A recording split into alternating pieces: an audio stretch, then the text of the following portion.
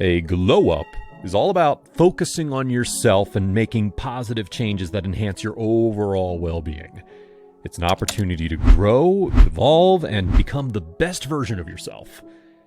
Some key areas to focus on during your glow up are things like self-care and wellness, education, skill development, building meaningful relationships, and even setting goals and taking action in your life. Having a glow is not just about going to the gym or trying to read 2 books a day, even though those types of things you should be trying to add into your life while you grow. That's not the only things to keep in mind. The main thing is to be better than you were yesterday. And if you keep that type of mindset, you're going to look back and then look at yourself now like, I'm a way better person mentally and physically than I was last month or last year. When you start to focus on yourself more, you start seeing way better results in your life.